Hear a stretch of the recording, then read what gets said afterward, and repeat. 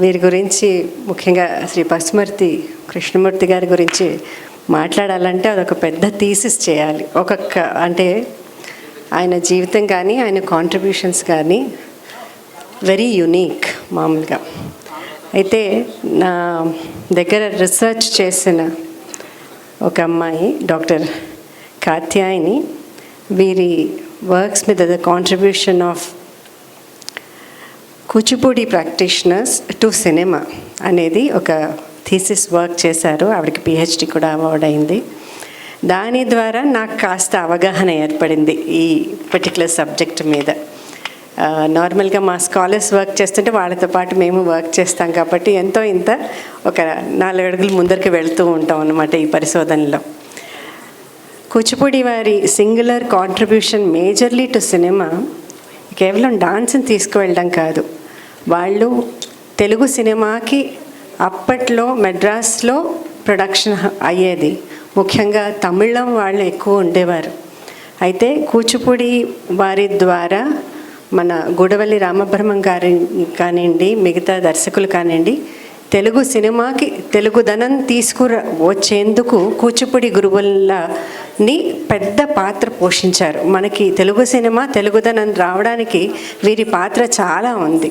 రాఘవయ్య గారితో మొదలయ్యి ఆ తర్వాత మిగతా వారితోటి మన పసుమర్తి కృష్ణమూర్తి గారు కానివ్వండి, లేదా పెద్ద సత్యం గారు కానివ్వండి, వీరందరూ కూడా చాలా మేజర్ కాంట్రిబ్యూషన్ చేశారు.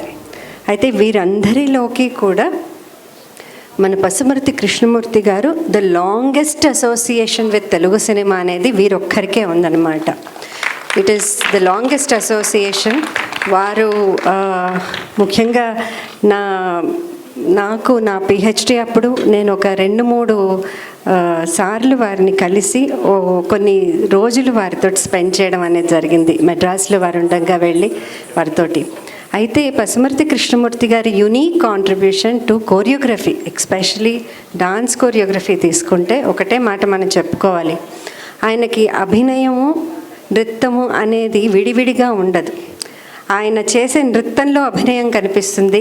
ఆ అభినయంలో మూమెంట్లో ఒక్కొక్క మూమెంట్ పలుకుతుంది అభినయం. అంటే ఆ పర్టికులర్ మూడ్ ఆఫ్ ద సాంగ్ని ఎంత యాప్ట్గా ఎంత చక్కగా తీసుకురావచ్చో వాళ్ళ కోరియోగ్రఫీస్ ద్వారా మనం చూడొచ్చు. ఇప్పుడు ఇవాళ తిల్లాన చేశారు వారు చేస్తున్నప్పుడు ఆ మూమెంట్స్ మనకి ఇక్కడ కూచిపూడి మూమెంట్స్గా కనిపిస్తున్నాయి. But at the same time దాంట్లో ఒక ఆహ్లాదభరితమైన ఒక మూడ్ అనేది క్రియేట్ చేశారు వారు. దాంట్లో కేవలం ఏదో అడుగులు లెక్కలు వేసి అది చేయడం కాదు. That is what is very important to cinema and also important to any kind of choreography. అది మనం వారి దగ్గర నుంచి వారి వర్క్స్లో మనం అబ్జర్వ్ చేయాల్సింది ఏంటంటే ఒక మూమెంట్ని భావభరితంగా ఎలా పలికించగలగాలి అనేది, ప్లస్ కొంతలో ఒక 3-4 నిమిషాల్లో everything has to come out. అది ఆయన గొప్పగా చేశారు. తర్వాత ఆయన వైవిధ్యం అనేది మనకి చాలా బాగా కనిపిస్తుంది. మూమెంట్లో కూడా చాలా వైవిధ్యం ఉంటుంది, చక్కగా అసలు పొందికగా ఉంటుంది, పైగా వైవిధ్యంగా ఉంటుంది. ఆయన కేవలం క్లాసికల్ జానర్లోనే ఆయన చేయలేదు. I think he is the only person who song and also danced in cinemas. ఆయన ఒక్కరే చేశారు ఆ పని. ఆయన పాట పాడేవారు, వారు డాన్స్ చేశారు. ఆ తర్వాత ఆయన చేసిన వైవిధ్యం అనేది నేను చూసిన క్లాసికల్, సెమీ క్లాసికల్, ర్యాప్ వరకు కూడా ఆయన కోరియోగ్రఫీస్ చేశారు. When you see in the latest cinemas. I think అలాంటి ఒక మహానుభావుని వాళ్ళు సెలబ్రేట్ చేసుకోవడం అనేది మన అదృష్టం.